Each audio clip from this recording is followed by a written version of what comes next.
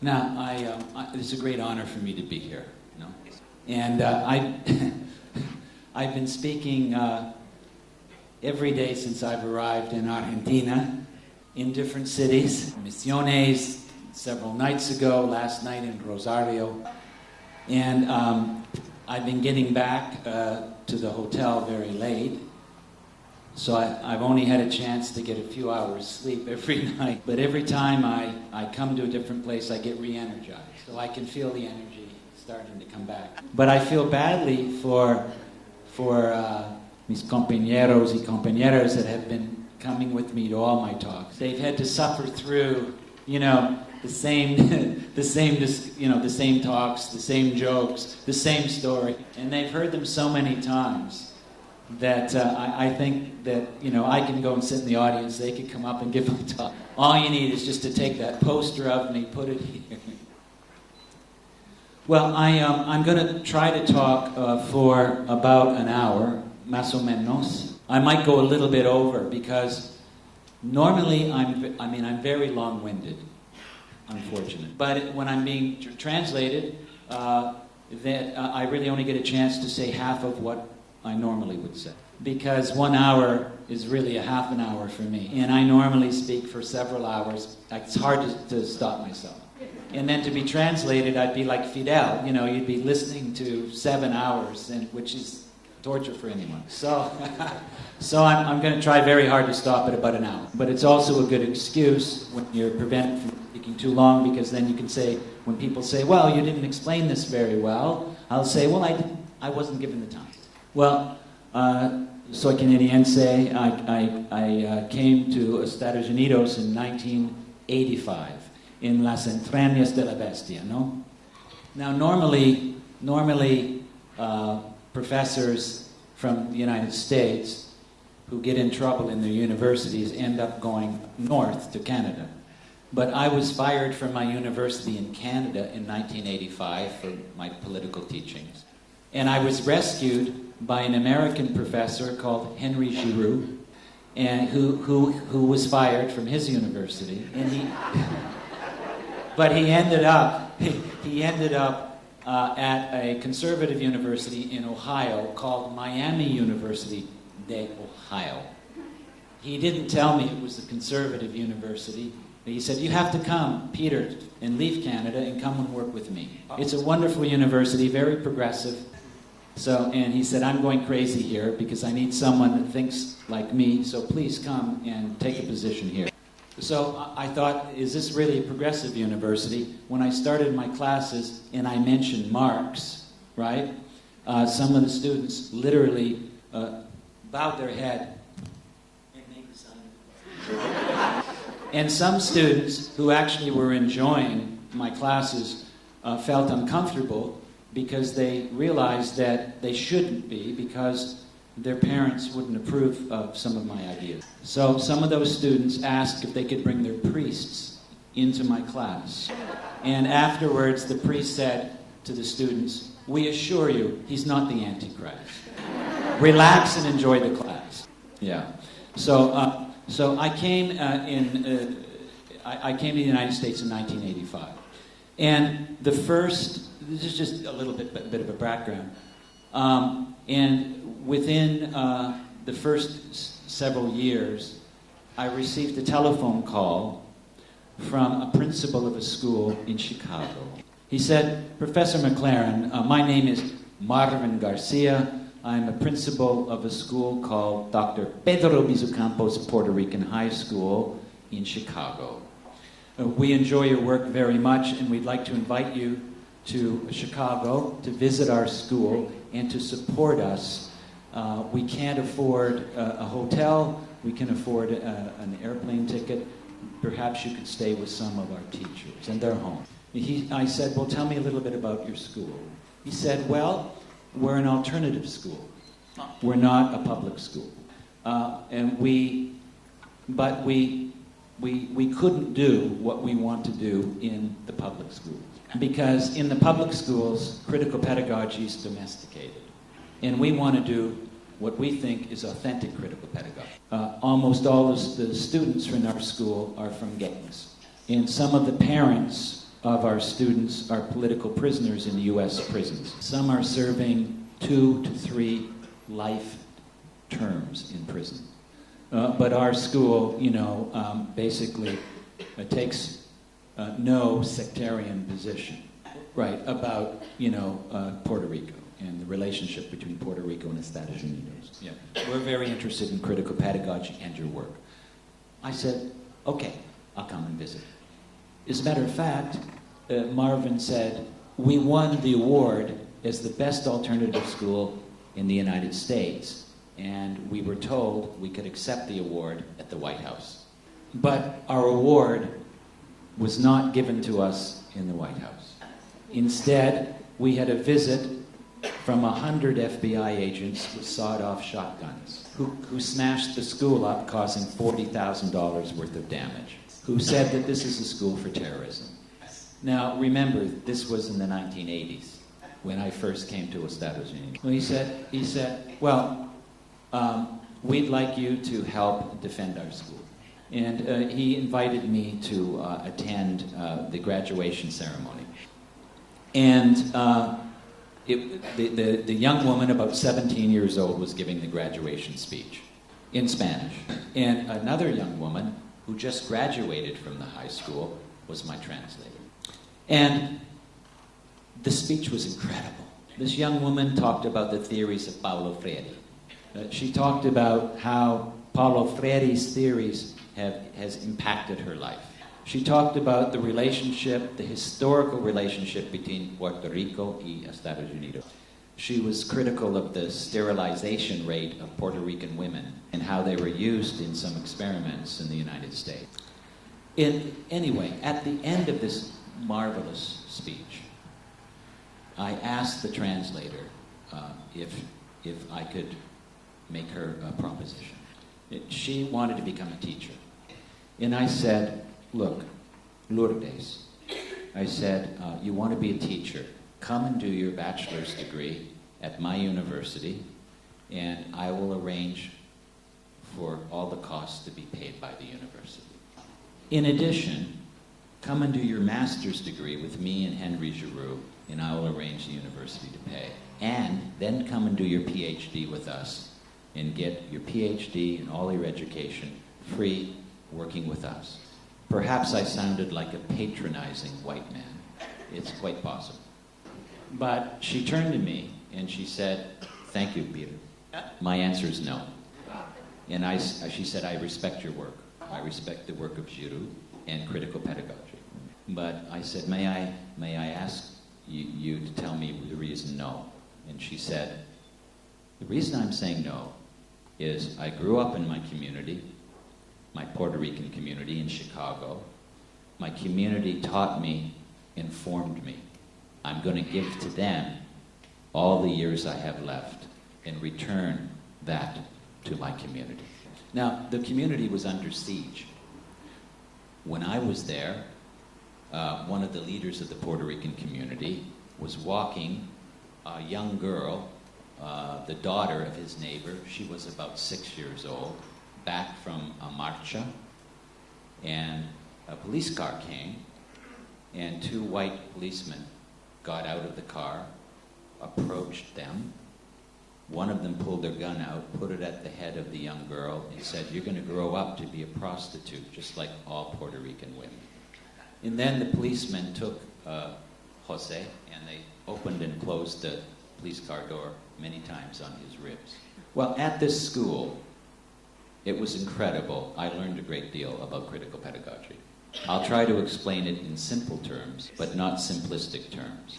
About my mentor and my teacher, Paulo Freire, once said to me, he said, always strive to be simple, but not simplistic.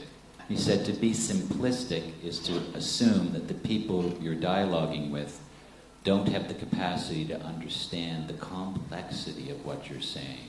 So he said, don't be simplistic. To be simple means to he said, you're a teacher. Translate the experiences of those you are conversing with into the contextual specificity of where the people find themselves. Right. So in simple terms, at this school, knowledge was made relevant in order to be critical. Knowledge was made critical in order to be transformative. Now, what does it mean for knowledge to be relevant? There's a friend of mine, a researcher, who uses the terms funds of knowledge. For instance, if you're teaching in the new Weimar Republic that we call Arizona, my researcher was studying a community of Yaqui, and he followed the young people and their parents, their uncles, their aunts, their grandfathers, and tried to understand how knowledge was constructed in that community, among and between families. And for instance, because it was a poor community, sometimes a man might fix the roof of a house for the neighbor, and the neighbor will do the plumbing. And the children will follow their parents around and watch how they work. And so the researcher went to the local school and met with the teachers and said, well, I have done some research. This is how I believe that young people learn informally in their communities. And so let me share with you my knowledge so that you can make your teaching culturally relevant to the lives of the children in this school. And that's what I mean by relevancy. In another school, one of my friends did some research in a school mostly in Oakland, California, with mostly African American students. In this community, there's a lot of violence and a lot of poverty. So they basically taught through hip-hop. Tupac Shakur is a hip-hop artist. He was assassinated in Las Vegas, but he's very popular still, his music and his ideas. He had a big tattoo here on his chest called Thug Life. A thug is like a gangster. So they created Thug Life pedagogy, gangster pedagogy. Tupac talked about in the barrios how the sidewalks were created by cement. And the cement was a metaphor for urban life. And sometimes there was a crack in the sidewalk. And through that crack, sometimes would grow a rose. So their pedagogy was to smash through the cement of neoliberal capital. Yeah, right, to enable the flowers to nourish. Well, they were taught the rudimentary principles of critical sociology. They were taught how to interview, they were taught how to collect data, they were taught how to analyze data, they were taught how to interpret data, just like a critical sociologist. And they used those skills to analyze the school, to criticize the school, to do critical analysis of the school, of their neighborhood, right, and the larger municipality. And they learned to ask very uncomfortable questions to the authorities. Well, they were learning to become critical. But you only need to become critical in order to be transformative. But let me say one more thing about being critical. And I can only adequately express this through a story. In the school, Pedro Bizucampos, the Puerto Rican school, some students came in the class and they said, we hate black people. They just beat the shit out of us. So we think they hate Puerto Ricans. No experiences speak for themselves. Experiences speak in multiple contexts. That's our experience, that overlap with each other, that are alongside each other. How do you affirm the subjectivities of students whose experiences have made them racists? How do you affirm the experiences of students whose subjectivities are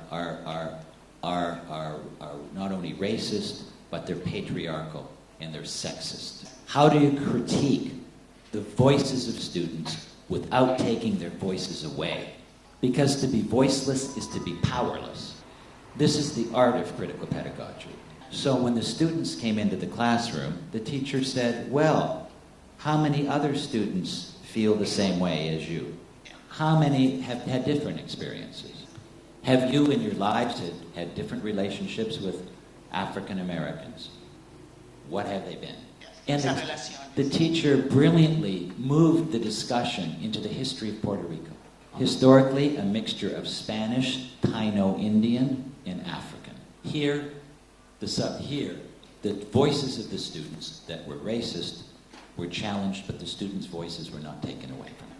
Contrast this with another school, where the teacher, who was very progressive, was discussing something that had happened in the community. A woman went into a Portuguese social club and was raped. The teacher wanted to discuss this with her students. What do you think of this terrible event? One young Latina, working class, her name was Maria, she said, put up her hand. I live on the streets. I know the streets. I have a street knowledge. Why did this woman go to this social club? We know this social club is a dangerous place. She was stupid to go in this club. My friends and myself, we would never go within a mile of this place. The teacher looked at Maria and said, Maria, in this country, a woman has the right to go into any space, in any building, in any community, in any city, in any state, and not have to fear for violence being acting upon her. Now, she was right, but Maria was completely silenced. She didn't speak for the rest of the year. So the teacher was politically correct, but pedagogically foolish. So critical teaching needs to be relevant in order to be critical, without taking away the voices of the students. But it has to be critical in order to be transformative. Lourdes was an example of the transformation that occurred in her life. Now, there's another school that I visited recently in East Los Angeles called Semillas del Pueblo, Seeds of the People. And it's an amazing school. It's an elementary school, and now there's a high school. But none of the students have papers, immigration papers. Well, the idea of being critical is to challenge experiences. The principal is named Marcos Aguilar. He's a Chicano. These students are taught in English, Spanish, Nahuatl, and Mandarin Chinese. They learn they learn mathematics through the Mayan numeracy system, base 20. And they use the Mayan abacus. And they open and close the school day with dance Azteca. They learn about the relationship between Estados Unidos and Mexico. And it's quite an amazing school.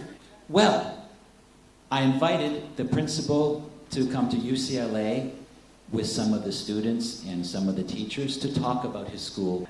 Well, soon after that, the public radio stations decided to talk about the school, which are owned, most of them in the United States, by Clear Channel. The Clear Channel advertised for the Minutemen, a conservative organization in Arizona. For $100, they will take you on a human safari. They will escort you to the border, where you will hide with them and catch a Mexican coming across the border. And if the La Migra isn't looking, if the La Migra is not there, then maybe you can beat them. And they also, in their radio stations, one day opened up with the question, have you killed a Mexican today? And they proceeded to describe the kind of bullets to use to finish the job. So when they found out about this school, when they discovered about the school, they called Marcos Aguilar, the principal, a member of Aztec Al-Qaeda. And in addition, they said this is a school for terrorism. They said that these young people are going to grow up and become part of the Reconquista, to take California and give it back to Mexico. Now, these are all schools, that have been branded terrorist schools. Now, I talk about critical pedagogy as part of a larger project for socialism. So I'm trying to look at critical pedagogy as a social movement. And this is very important to me, because you need a larger project. But not long ago, I was in Colombia. And Natalia and I were invited to visit a high school that also had an elementary school inside. And the principal said, oh, Peter McLaren, Natalia Jaramillo, oh, we know your work. Please come in and meet with us and tell us about your new idea. So I went in and said, okay, I didn't know much about the school. And I said, well, I'm now working on decolonizing pedagogy. We're using the work of Argentino Walter Mignolo. He's at Duke University. Yeah, I think he's Argentino. Brilliant man. And he talks about, and using the work of Enrique Dussel, Anibal Quijano, in using education against the coloniality of power, patrón de poder, no? Decolonizing the university, decolonizing education, decolonizing secondary school, by creating border thinking, right? Border thinking, mestizaje knowledge, indigenous knowledges. And I went in there, I have a long, it becomes very theoretical, and I was sharing with the principal. And then I was using the Hegelian Marxist notion of the negation of the negation to talk about how we have to create a post-capitalist society. And then I went and did a critique of postmodernism, a critique of post-structuralism, and talked about the difference between a pedagogy of critique and a pedagogy of desire. I could do all of this if I had more time. But anyway, the principal looked at me and the teachers looked at me and they said, very interesting. I said, so you want, so critical pedagogy is part of the larger struggle to basically create a social universe outside of the production of value. And I'm using value after Marx's Capital, Volume 1, no? So the principal said, well, Peter, we like your work very much, but if we use your language, we're in trouble.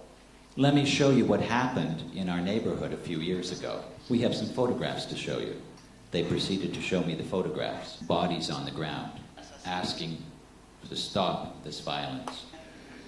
2 helicopters, tanks, artillery, 2,000 troops came in the neighborhood and pulled people out of their houses and shot them in front of their families. Then came the paramilitary, right? They said, Peter, if we use your language in critical pedagogy, we're dead. We don't let any paramilitary come into our school, and we don't let members of the FARC guerrilla movement come in our school. In our school, we have a pedagogy, a critical pedagogy of healing, repairing emotional lives, building critical skills, and we appreciate your work, but not this language, because we can't fight tanks. And it was very interesting. He said, before our critical pedagogy, he said 99% of our students, when they graduated from high school, wanted to join the military. He said, now 99% of our students want to go to university. And then he said to me, please, you're giving a big talk. You're giving a big talk in Medellin. Can you mention our school? Of course, I said. I talked about the school. And then some of mis camaradas on the far left came up to me after my talk and criticized me. I was not critical enough. And this can happen to all of us, where we don't have time or the energy, and we really need to understand the historical context. Well, look, I'm going to talk a little bit about the importance of praxis, and I'm going to try to wind up, because I know I'm almost... You see, now I'm only ready to begin my talk. But I'll try to put some concepts in here. A lot of students think, when you talk about commitment, a lot of students say to me, like I've spoken in 14 different countries in the last few years, and students everywhere say to me, well, I need to become so critically sophisticated. I need to develop a critical consciousness that Freire talks about, and that's going to take me years. I'm not ready to commit myself to the struggle because I don't know enough. Yeah, and that's true. But I mentioned, when I mentioned Bush, during the Bush, I should let you know this. During the Bush years in 2006, a right-wing group put me on a list called the Dirty 30, Treinta Sucia, and offered to pay students $100 to secretly audio tape me, $50 for lecture notes. I think the group still exists, so if anyone here has been making notes, I can give you the address and you can... I'd rather the money go to Argentina, to all of you, and you can start a fund for critical pedagogy. But so a lot of the students say we're not sophisticated enough critical thinkers. We haven't read Adorno, Horkheimer, Zizek, whoever, right? Well, my argument is that if you read Paulo Freire, you realize that you transcend the alienation of this world by transforming the material world. Critical pedagogy is not an exclusive function of having the right ideas. So that critical consciousness is not the root of commitment, but rather it's a product of that commitment. Right, and that's very important to understand. So my argument is, you need a commitment to end needless suffering. Liberation theologians call it a preferential option for the oppressed. An individual does not have to be critically self-conscious in order to struggle. It is in the act of struggling that individuals become critically aware. So we're not only organic intellectuals in the Gramscian sense, we're also committed intellectuals. Critical consciousness is the product of acting on one's commitment, so that critically informed political identities don't motivate revolutionary action, but rather develop as a logical consequence of such action. As the great sociologist and the great socialist Eugene Debs once said, "I'm not a labor leader. I don't want you to follow me or follow anyone else. If you're looking for a Moses to lead you out of this capitalist wilderness, you'll just stay right where you are. I would not lead you to the promised land, even if I could. Because if I led you in, then someone could just as easily lead you out. You must use your heads as well as your hands and get yourself out of your present. You can't teach anyone anything. You can only create the context for people to learn. Every student has the right to ask the fundamental question, what is society made of me that I no longer want to be?" Now, there are two ways to answer that question. One is the question, to answer the question, who am I? Well, that's a legitimate question. It presupposes an epistemological response. Well, so it's not just important to have experiences, but equally as important is you have to have, theories to help you interpret your experience. We read Marx, we read Lacan, we read, French feminism, Freud, etc., etc. Actually, the government won't support in the United States psychoanalysis. It's kind of an approach to positive therapy, happiness therapy, to make everyone happy wherever they are in the workplace. That's another story. But there's also another question that is just as important as the question, who am I? In understanding and being able to historicize our own self and social formation. And that's the question, where are you? When a voice cries out for help, you don't ask for identity papers, unless you live in Arizona. Then you could be bleeding, you could have your arm made, you could take you to the hospital and say, well, where are you from? Oh, you're Mexican. Oh, well, go away. You're not a human being. But the question is, where are you? And the answer to the question, where are you, is I'm here, with you. I'm not here for you. Especially in Estados Unidos, right? Americans are always there for other people to bring democracy. But they usually do it with an aircraft carrier or we're there for Iraq. We're there to bring democracy to Iraq. Well, we happen to kill 1 million Iraqis, but nobody thinks about that. But the question is, I am here and I'm here with you, not for you, but with you, to create a condition of reciprocity. That question, where are you, presupposes an ethical response. So ethics precedes epistemology in critical pedagogy. We are here and we're here with you. Then you can ask the epistemological. Critical educators need to provide an array of theoretical perspectives to help us interpret our memories, our histories, our experiences. And I can't impose those theories. My preference, of course, is looking at Marx for understanding the alienation of human labor. But we don't develop ourselves theoretically and then somehow take that theory and apply it. Critical pedagogy is not a methodology. It has a methodological implication. So let me just finish by mentioning how my notion of praxis. Marx claimed that philosophers have only interpreted the world in various ways. The point is to change it. The goals of interpreting the world and knowing the world are neither seen as merely complementary to transformative actions, but fundamental. The practice of interpretation is a practical process of changing the world. So I don't reject theory. I don't reject theory. I don't reject knowledge. We need to radically reconceptualize knowledge, practically relevant, and that partakes in and directly contributes to changing and creating the world. Theory and practice are not two separate endeavors. They're closely intertwined. There's deeply rooted assumptions. Knowledge isn't simply a purely mental phenomenon, but it's a practice. And so we have to really understand this in our own teaching. All knowledge entails action. Thought and knowledge appear as practical acts in the world because they always come out of active transformative and always return to them.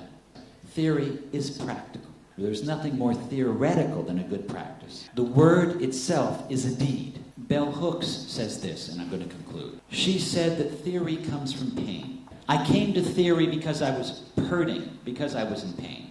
And the pain was so great that I could not go on living. So she wanted to comprehend and understand and overcome her pain. She saw in theory a location for her own healing. That is our challenge today. Gracias.